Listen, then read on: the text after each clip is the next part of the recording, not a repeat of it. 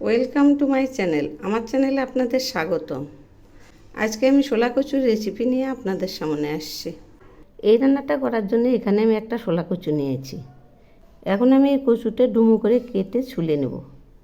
এই যে দেখুন, ছুলে নিয়েছি। এবার আমি এইভাবে ঘষে নিচ্ছি। তো বন্ধুরা, আমার রেসিপি যদি আপনাদের ভালো লেগে থাকে তাহলে সাবস্ক্রাইব করে আমার পাশে থাকবেন আর কমেন্ট করে জানাবেন কেমন লাগলো। দেখুন এইরকম হচ্ছে। এভাবেই আমি পুরোটা ঘষে নেব। দেখুন ঘষা হয়ে গেছে। এই যে এইরকম হয়েছে। এবার কড়াই বসিয়েছি। কড়াইয়ে ছোট এক বাটি তেল দিলাম। এগুলি রিফাইন তেল। এর মধ্যে 5 থেকে 6 চামচ তেল আছে। এখন আমি এর মধ্যে দিচ্ছি সামান্য একটু কালো জিরা, দিচ্ছি একটা পেঁয়াজ কুচি, একটু নেড়ে দিচ্ছি। এবার আমি দিচ্ছি একটা পেঁয়াজ বাটা। এই বাটা পেঁয়াজগুলো আমি খুব ভালো করে ভেজে নেব। এখন আমি এখানে 2টো রসুন ছুলে নিয়েছি, এগুলি বেটে নেব। দিচ্ছি ওই রসুন বাটা, এগুলি একটু নেড়ে দিচ্ছি। এই রসুন বাটাটার ফ্লেভারটা খুব সুন্দর লাগে খেতে।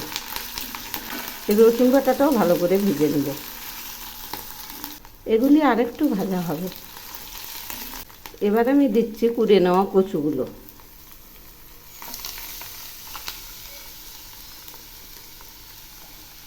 আর দিচ্ছি স্বাদ মতো লবণ আর পরিমাণ মতো হলুদ। সেই সঙ্গে দিচ্ছি ছোট 1 চামচ লঙ্কার গুঁড়ো।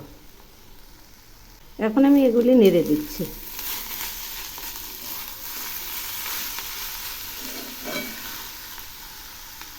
এগুলি এখন ঘন ঘন নাড়তে থাকবে।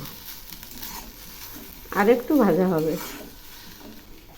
এই রেসিপি যদি একবার খান তাহলে ভুলতেই পারবেন না, এত টেস্টি।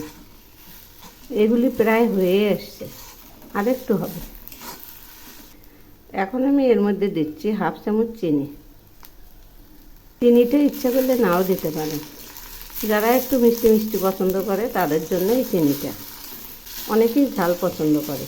ঝাল পছন্দ করলে চিনিটা না দিলেও চলবে, কারণ এই রান্নাটা অনেকেই ঝাল ঝাল পছন্দ করে। রান্নাটা হয়ে গেছে, দেখুন একদম মোলায়েম হয়েছে। এখন আমি এর মধ্যে 1 টুকরো লেবু চিপে দিচ্ছি।